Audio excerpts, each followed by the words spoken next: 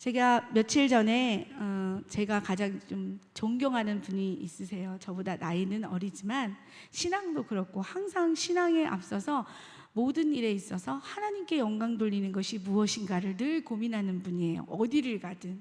그리고 박사 학위도 따서 많은 사람들에게 또 말씀도 여러 가지 말씀도 가리키고 또 많은 사람들을 치유하는 그런 상담자이기도 합니다.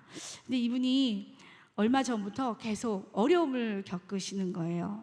너무 영적으로 많이 다운돼 있고 정말 하나님께서 나를 지금 쓰고 계신가? 하나님께서 나를 위해 계시고 일하시고 계신가? 라는 이야기를 저에게 들려주었습니다. 그래서 저는 놀라웠어요.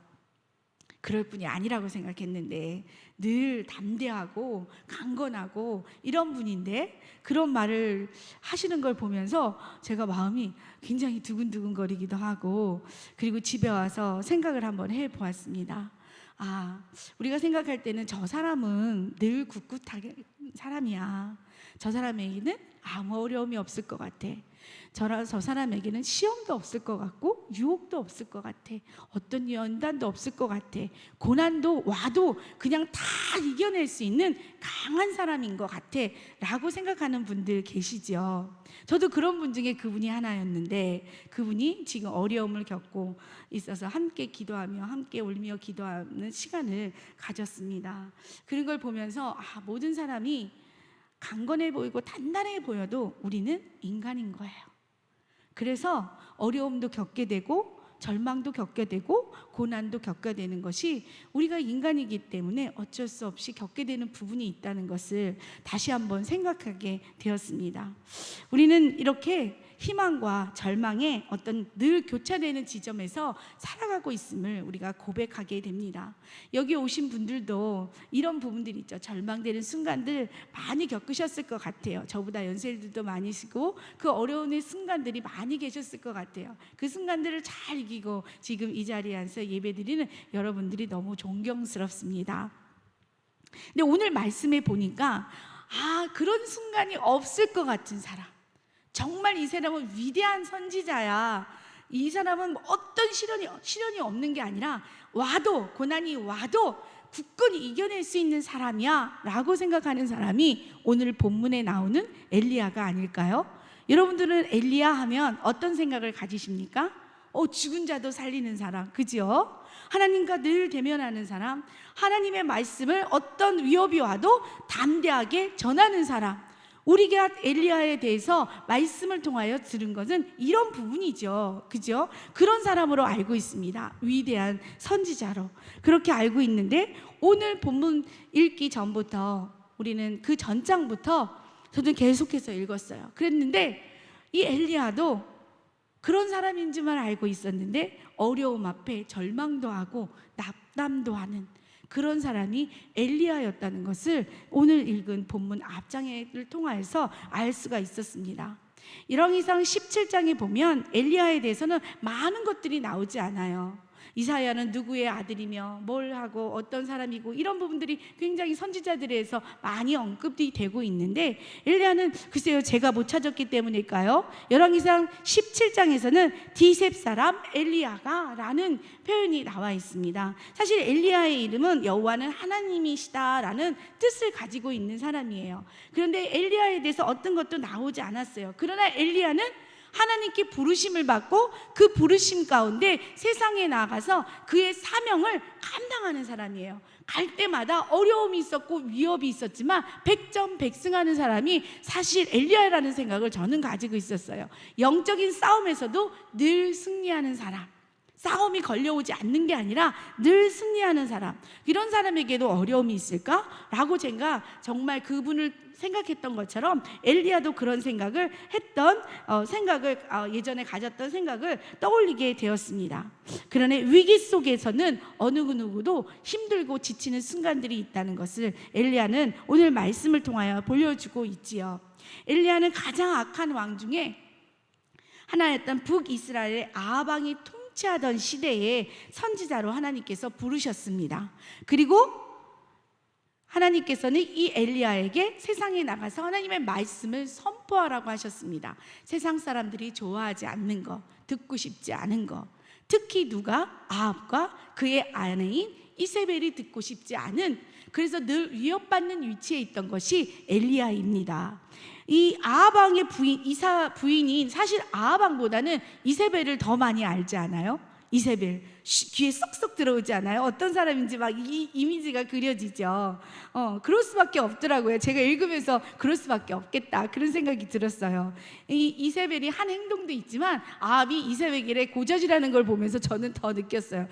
너는 왕으로서 참 그 아내에게 고자질해가지고 엘리야를 그렇게 도망다니게 했냐라는 생각이 드는 부분이 제가 있어서 그럴 수밖에 없겠구나 생각이 들었는데, 사실 이 아합 왕이 정력 결혼을 하면서 이세벨이 시집 오면서 그냥 좋은 것만 가져오면 좋은데 가져오지 말아야 될 것들을 많이 가지고 들어왔죠. 그 중에 특히 뭐예요? 그녀가 믿던 신들을 많이 가지고 주섬주섬 막 가지고 들어왔어요. 바알신도 가지고 오고 아세라 신도 가지고 왔죠. 시집 올 때 잘 가져와야 될 것 같아요. 뭘 가지고 오는 정말 체크해야 될 것 같은 여인네예요. 정말 들어오지 말아야 될 것들을 잔뜩 가지고 들어와서 전역에 그것을 퍼뜨린 거예요. 이것만 퍼뜨리는 것이 아니라 이걸 믿지 않는 자들, 이것을 대적하는 자들을 핍박하고 내어 쫓고 잡아서 죽이는 역할을 했던 것이 바로 이세벨입니다. 그렇기 때문에 우리가 기억을 하지 않을 수가 없어요. 영적인 어두움의 시대를 만들어간 부분이 엄청 크기 때문에 이 여인을 기억하지 않을 수 없겠죠. 근데 그 와중에도 이 엘리야는 그것을 두려워하지 않았어요. 쫓김이 많았고 죽을 고비를 많이 넘기고 있었는데도 엘리야는 하나님께서 주신 소명, 하나님께서 주신 사명을 전하면서 살아갑니다. 위협이 많았어요. 배가 고파서 죽을 거라는 고민도 많았어요. 그런 순간에도 하나님께서는 엘리야를 선지자로서의 사명을 잘 감당하도록 인도해 주셨다는 것을 우리는 열왕기상에 나오는 말씀을 통하여서 알 수가 있습니다. 엘리야는 그것만 한 것이 아니에요. 하나님의 말씀을 전하죠. 어떤 말씀을 전했냐면 비도 오지 아니하고 이슬도 오지 않을 거야, 가뭄이 있을 거야 라는 선포를 하게 됩니다. 그러니까 진짜 어떻게 됐어요? 가뭄이 넘쳐났죠. 그 다음에 엘리야는 어떤 것을 또 선포하게 됩니까? 우리 같이 하나님께서 비를 내리시겠다는 하나님의 말씀을 듣고서 대결을 제안하게 됩니다. 그래서 아세라를 믿는 이 바알을 믿는 신들에게 당신이 믿는 우상이 진정한 신인지, 내가 믿는 여호와 하나님이 진정한 신인지 우리 대결해보자 라는 마음으로 그것을 제안하게 되죠. 생각할 수 없는 부분이에요. 왜냐하면 엄청난 거기는 제사를 지내는 사람들이 많았죠. 근데 지금 여기는 누구만 있는 거예요? 그 제안한 엘리야만 있어요. 근데 그게 몇 명 대 몇이었는지 기억하세요? 850명 대 1이에요. 85명도 아니에요. 8대 1도 아니에요. 850명. 저는 사실 이게 잘 생각이 안 되는데 엄청난 숫자 대 한 명인데 이 엘리야가 그것을 제안합니다. 엘리야는 믿는 구석이 있죠. 하나님께서 말씀하셨으니까 하나님께서 이루실 거야 라는 믿음이 있습니다. 그래서 바알 선지자들이 850명이 계단을 쌓아놓고 아침부터 한낮까지 이곳에 불을 내려달라고 소리를 지르면서 기도하게 되죠. 막 기도해요. 근데 아무 응답이 없었다고 나와 있어요. 그러니까 이들이 막 어떻게 됐겠어요. 어떻게 해야 되지? 불이 내려져야 되는데 어떻게 해야 되지? 막 답답하면서 어떻게 할 수 없을까? 몸을 그냥 자해를 하면서까지 부르짖었지만 어땠어요? 불이 내려오지 않는 거예요. 근데 엘리야가 여기서 참 웃었어요. 엘리야가 좀 묵직한 사람인 줄 알았더니 조롱을 하죠. 뭐라고 조롱해요? 야, 신이 묵상하고 있는가? 잠깐 나갔느냐? 잠이 들어서 깨질 않았느냐? 라는 조롱을 하는 모습을 한번 상상해 보십시오. 그를 보면서 그런 모습을 제가 상상하면서 너무 웃음이 났는데, 지금 아무리 해도 불이 내려오지 않으니까 엘리야가 막 기선제압을 하는 거죠. 우리 양궁 선수 김재 누구죠? 이번에 되게 유명한 그 사람이 이 양궁을 쏠 때마다 아주 큰 목소리로 파이팅 하잖아요. 그래서 저는 그게 진짜 자기의 파이팅 하는 것만 있는 줄 알았더니 어떤 TV 프로그램에 나왔는데 기선을 제압하려고 나 목소리에 힘을 줬어. 파이팅 한 거래요. 지금 엘리야의 모습도 그래 보여요. 파이팅 하진 않았지만 그 사람들을 놀리면서 정말 그들이 아무것도 아님을 지금 스스로 깨닫게 하고 있는 모습을 볼 수가 있습니다. 그래서 결국은 어떻게 됐어요? 결국은 그냥 포기해버렸어요. 안 되는데, 안 되는 게 당연하죠. 몰래 와서 불을 피우면 모를까. 이제 엘리야가 준비한 일이라 그들이 포기했으니까 엘리야가 이제 준비해서 제단을 다시 수축하고 거기에 도랑마다 물을 가득히 채워납니다. 불이 내려야 되는데 도랑에다 물을 채우고 있어요. 그리고서 엘리야가 기도하기 시작합니다. 하나님 응답하여 주세요. 주 여호와가 하나님이신 것을 지금 보여주세요. 주가 그들의 마음을 돌이킬 수 있도록 도와주세요 하면서 불을 내려주세요 하면서 응답하여 주세요 하면서 간절히 기도하는 엘리야의 모습을 상상해 보십시오. 여러분들도 기대해 보시지 않으셨습니까? 제가 필리핀에 있을 때 거기 있는 선교사님은 꼭 밤에 이렇게 기도를 하시더라고요. 저는 사실 겁이 엄청 많아서 밤에 산에 간다는 거는, 제가 지금 안죽 청북에 사는데 밤에 잘 안 나가요. 겁이 되게 많더라고요 제가. 근데 그분이 저보고 산에 가서 기도해야지 기도의 맛을 안다. 연세가 저보다 많으신데, 네? 선교사님 제가 꼭 밤에 가서 기도해야 되나요? 저는 새벽에 기도해도 되는데. 그랬더니 아니다, 밤에 가서. 그랬더니 정말 억지로 끌려갔어요. 끌려가서 산이 이렇게 언덕 같은 곳에, 그 선교사님 사는 집에 산이 있고 거기에 나무들이 몇 그루 있는데, 보이지? 이거 내가 잡아 뽑은 거야. 이래더니 그 나무를 붙잡고서 얼마나 기도를 하시는데, 나무가 조금 불쌍해 보이긴 하더라고요. 얼마나 간절하게 기도하시는지 그 선교사님은 그곳에서 날마다 부르짖으며 기도하셨어요. 하나님 응답하여 주세요.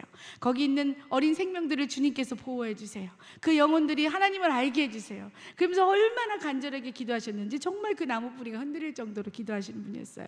엘리야가 그렇게 기도했는지는 모르지만 분명한 것은 하나님 응답하여 주세요. 여기에 불을 내려주세요. 하나님께서 말씀하신 일을 이루어 주세요 라고 기도하게 해주셔서 어떤 일이 일어났나요? 정말 불이 내렸어요. 불이 내려서 번제물과 나무와 돌과 흙을 태우고서 도랑이들을 핥았다고 말씀해 주고 있습니다.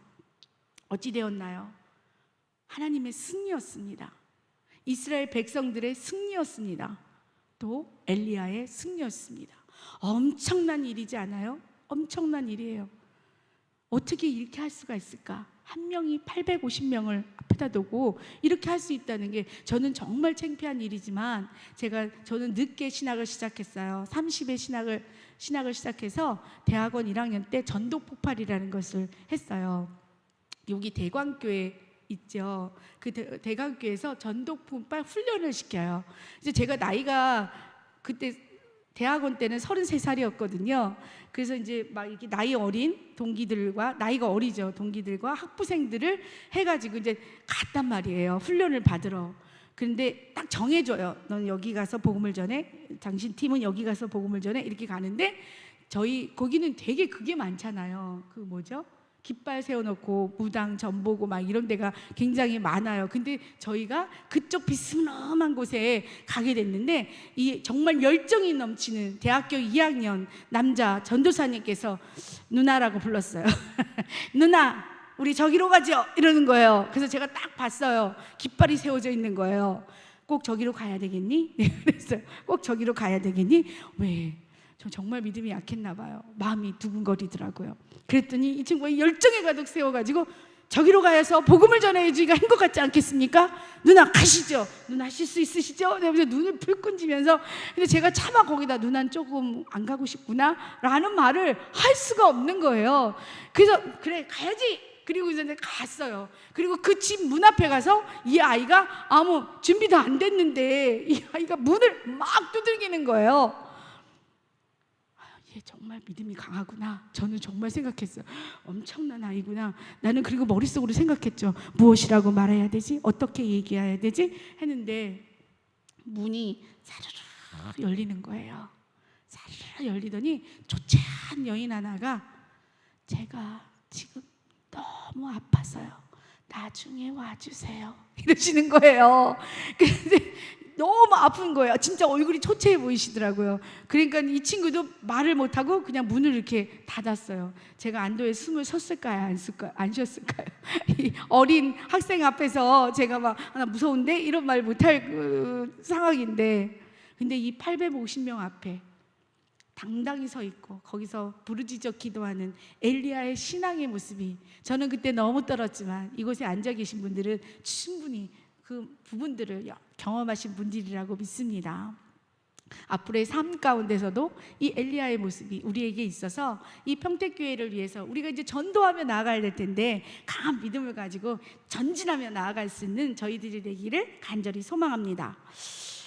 이제 정말 이제 막 환호성이 나는 거예요. 그래서 이스라엘 백성들이 선지자 850명과 바알과 아세라 선지자를 다 끌어다가 갈멜산 밑에 있는 기손 냇가로 끌어가서 죽였다고 이야기합니다. 그러니까는 많은 사람들이 생각했을 거예요. 엘리야도 생각했어요. 이제 진짜 하나님의 나라가 여기 임한다. 이제 우리의 시대가 되었다. 하나님의 때가 왔구나.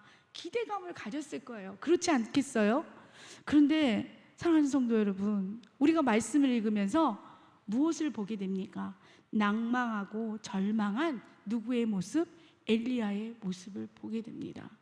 저는 그 무당 하나 앞에 가서도 이걸 들어가야 되나 말까 생각했었는데, 이 850명 앞에 섰던 엘리야가 지금 낭망하고 절망하며 서 있는 모습, 거기에 멈춘 게 아니라 도망까지 가 있는 이 엘리야의 모습을 발견할 수가 있습니다.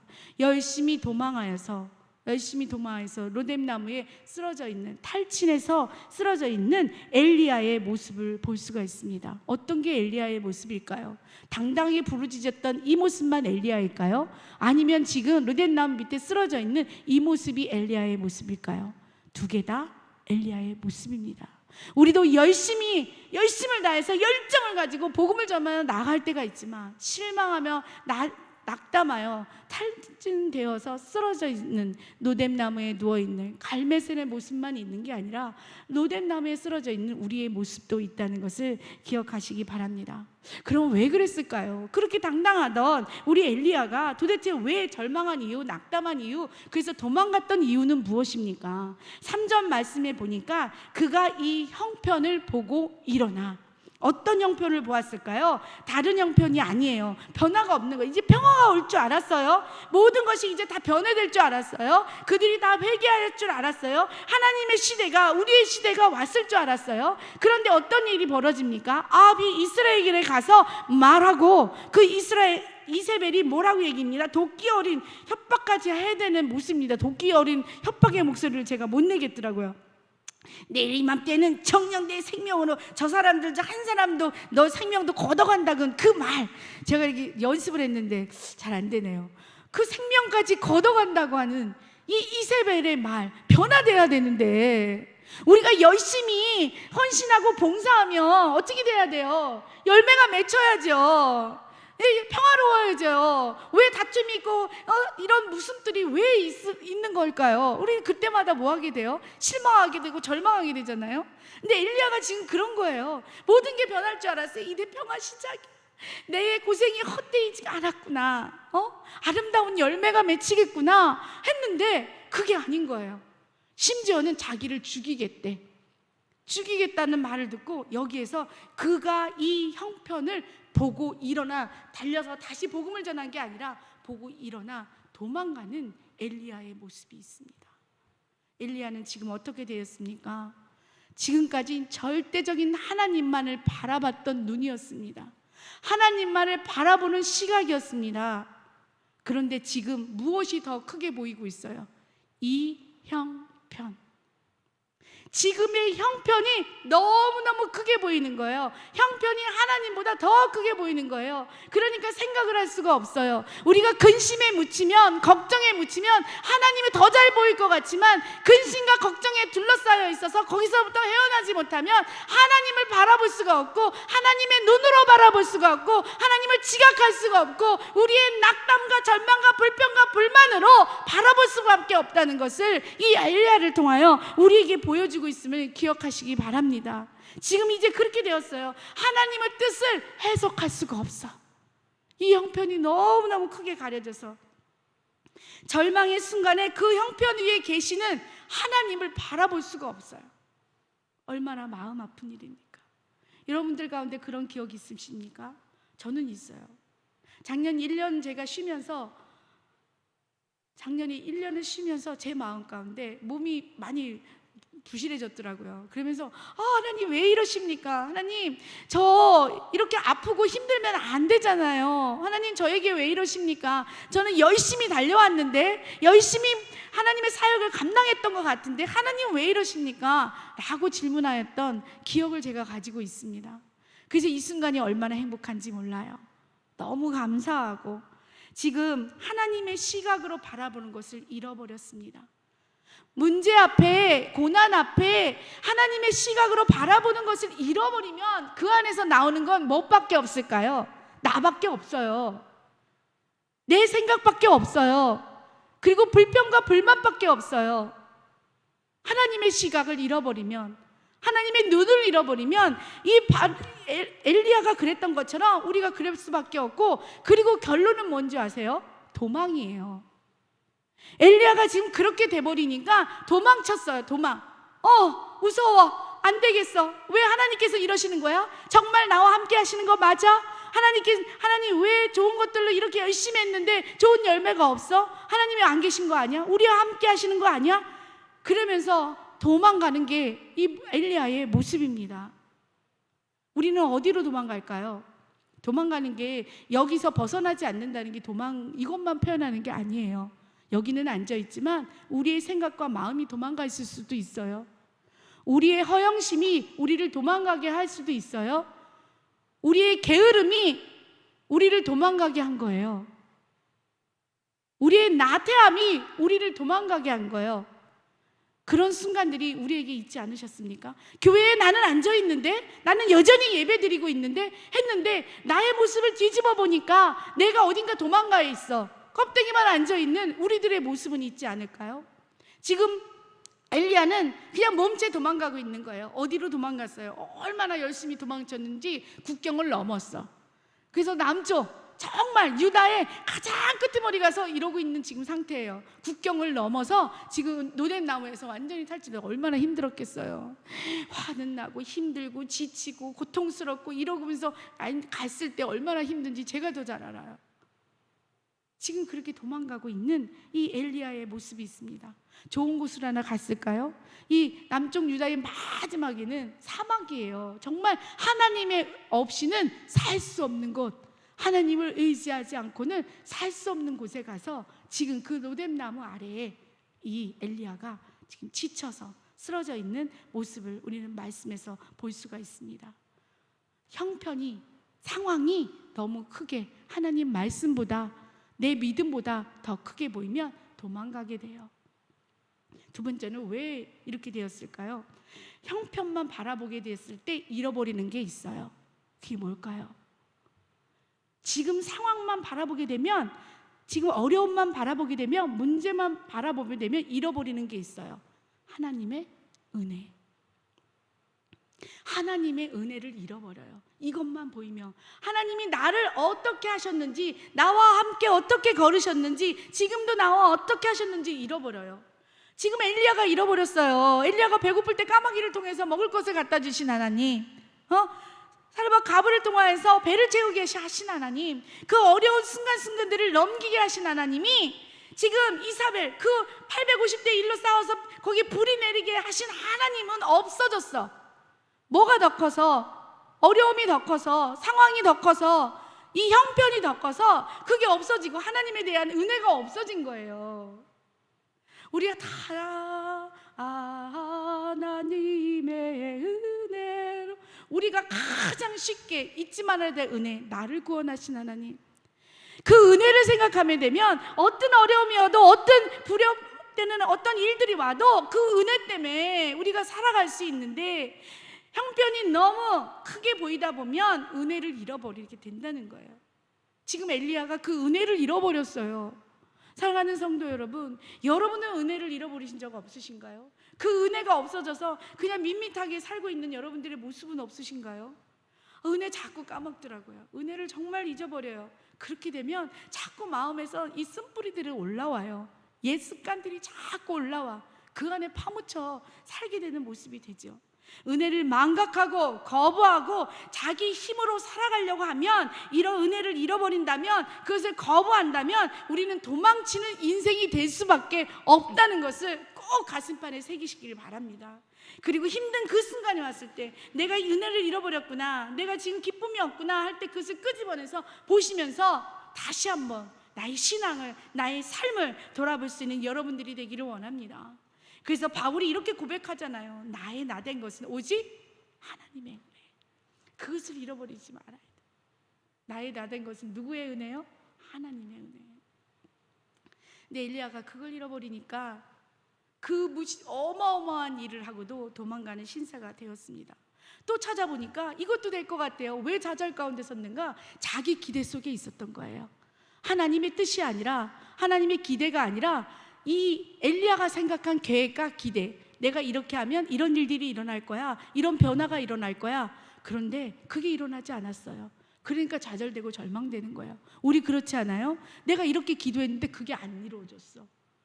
이렇게 일을 했는데 그게 안 이루어졌어. 우리 교회를 위해서 이런 일들을 해나갔는데 그게 잘 안 됐어. 그러면 마음속에 뭐가 오나요? 실망과 좌절과 절망과, 뭐야, 왜 이렇게 기도가 안 들어주시는 거야? 하나님 정말 계시는 거야? 왜 모든 사람들은 내 의견을 따르지 않는 거야? 내가 이렇게 열심히 하고 있는데, 내가 뭐 하고 있는데, 이런 것들이 들어오지 않나요? 지금 엘리야가 자기가 생각한 계획과 그 기대가 이루어지지 않았을 때 지금 모습은 도망가는 신세가 되었다는 거예요. 우리가 쉽게 빠질 수 있는 부분입니다. 쉽게 빠질 수가 있습니다. 하나님은 하나님의 뜻으로, 하나님의 계획대로, 하나님의 방법으로 일하시는 분이심을 기억하시기 바랍니다. 하나님의 계획대로, 하나님의 뜻대로 일하시는, 하나님의 방법대로.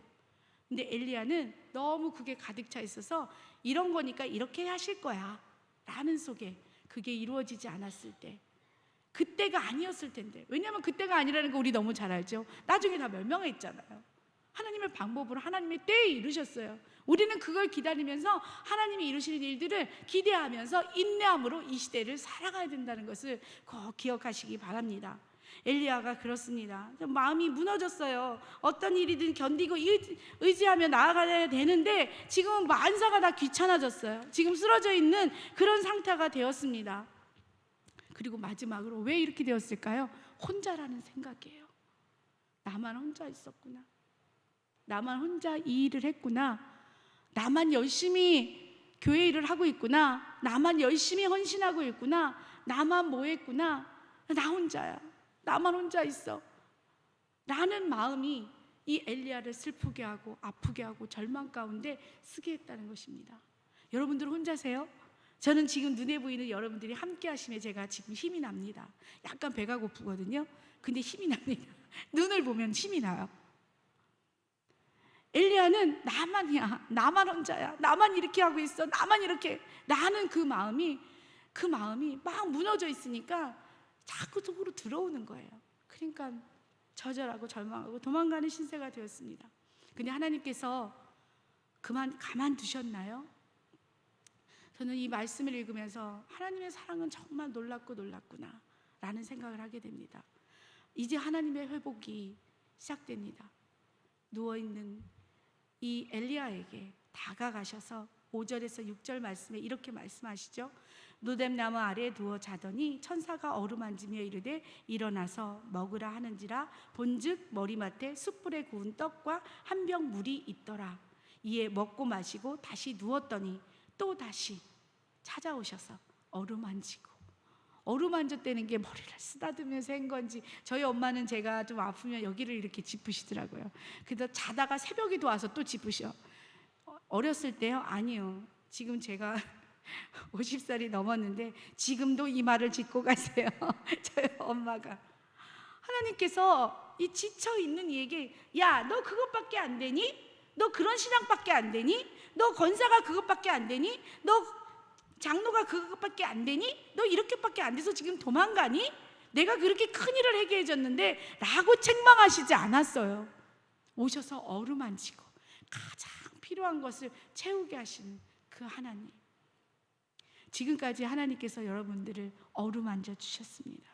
엄마가 아픈 나에게 머리를 쓰다듬고 자꾸 이렇게 하시고 잠도 안 주무시고 잘 걷지도 못하시면서 비척비척 우시면서 또 이게 한번 짚어보시고, 저는 그러면 그 김에 깨서 한마디 하죠. 나 잠 좀 자자 엄마. 근데 그게 엄마의 마음인데 하나님이 지금 어루만지셔서 그의 가장 필요한 것을 채우게 하십니다. 그리고 어떻게 하셨어요? 가게 하시죠. 하나님은 엘리야의 마음을 아신 거예요. 그의 고통과 아픔을 아신 거예요. 하나님께서 우리의 그 모든 것들을 아시는 것만큼 큰 은혜가 어디 있겠습니까? 여러분들의 마음 다 아십니다. 그리고 어루만져 주시고 아픈 곳을 만져주시고 병든 곳을 치료하여 주시고, 이게 하나님의 마음이에요. 한번 이렇게 한번 해보세요. 하나님의 어떻게 어루만졌는지 모르겠어요. 하여튼 어루만지시고 그리고 내 마음을 치유하시고, 그 하나님이 여러분들의 하나님이세요. 엘리야만이 아니라 저의 하나님이세요. 믿으십니까? 아멘. 그리고 가게 하십니다. 가게 하시고 하나님께서 어떻게 하십니까? 그에게 보통 이야기하시죠. 말씀하신데 내가 어찌하여 여기 있느냐. 배를 채우시는 하나님께서 내가 어찌하여 여기 있느냐 각성하도록 해주시는 거예요. 자각하도록 말씀해주고 계세요. 네가 지금 뭐하고 있느냐, 내가 왜 여기 있느냐 라고 깨닫게 하시는 거예요. 배를 채우시고 가게 하신 하나님께서 내가 왜 여기 있느냐, 도망갔던 자에게 내가 왜 여기 있느냐, 내가 왜 하나님을 예배하는 예배 자리에 없고 내가 왜 여기 있느냐, 왜 낙심 가운데 있느냐, 내가 왜 절망 가운데 있느냐, 내가 너와 함께 하는데 너는 왜 게으름 가운데 있느냐, 너는 왜 방가천처럼 서 있느냐 라고, 왜 게으르게 말하냐. 나는 예전에 많이 했는데요, 나는 예전에 그랬어요, 저희 이제는 좀 그러고 싶어요, 지금 쉬고 싶은, 나 죽고 싶어요. 엘리야가 그러잖아요. 나 이제 다 죽어도 여한이 없어요. 죽어도 된다는 건 소명 이제 사명 감당 안 하겠다는 뜻이에요. 그런데 내가 왜 여기 있느냐 하면서 엘리야를 깨우고 계시는 거예요. 그 깨우신 하나님이 그 다음에 어떻게 하십니까? 사역을 부여해 주십니다. 이게 회복이에요. 먹을 것만 줬다면 그냥 육체만 건강해졌겠죠. 하지만 하나님께서는 진정한 회복, 육체도 건강하게 하시고 영적으로 깨어나게 하시고 그리고 사명을 가게 하시는 것, 우리가 무엇으로 건강함을 우리가 체크할 수 있겠습니까? 하나님께서 주신 사명을 감당하는 자가 건강한 자임을 믿으시기 바랍니다. 하나님의 소명에 순종하는 자가 건강한 자임을 믿으시기 바랍니다. 몸만 건강한 것이 아니라 영적으로도 건강하다는 것은 바로 하나님의 사명을 깨닫고 그 길을 갈 수 있는 것, 바로 이것이 살아있는 것이고 이것이 건강한 자임을 믿으시기 바랍니다. 그렇게 하나님께서는 엘리야를 회복시키셨습니다. 이것은 우리의 얘기입니다. 우리의 삶 또한 갈멜산에 있을 때 있고 로뎀나무에 있을 때가 있습니다. 절망 가운데 있을 수 있습니다. 그래서 지쳐있는 우리들의 마음이 있습니다. 모습이 있습니다. 그럴 때마다 여러분이 생각해야 될 것은 그 문제보다 하나님을 더 크게 생각하시기 바랍니다. 하나님의 소리에 더 귀 기울이시기 바랍니다. 그런데 깨우치시는데 세미한 소리로 깨우치시는 하나님의 모습을 볼 수 있어요. 엘리야는 늘 기적만 바라봤던 사람이에요. 기적이 일어났어요, 엘리야 근처에는. 근데 하나님께서는 바위가 깨진 곳에, 지진이 깨지는 곳에 하나님은 계시지 않고 정말 세미하게 엘리야에게 계셨던 모습을 우리는 19장 말씀에서 또한 볼 수가 있습니다. 세미한 음성은 집중할 때 들을 수 있습니다. 세미한 음성은 내가 나를 내려놓을 때 들을 수가 있습니다. 기억하십시오. 하나님의 말씀을 듣지 않는 자에게는 결국은 도망갈 일밖에 없습니다. 세미하게 들리는 하나님의 음성을 듣기 위해 날마다 하나님 앞에 무릎으로 나아가시는 저와 여러분이 되기를 간절히 소망합니다. 하나님이 어루만지시며 회복시키는 나를 포기하지 아니하시고 사랑하시는 분임을 기억하시는 저와 여러분 되기를 간절히 축원합니다.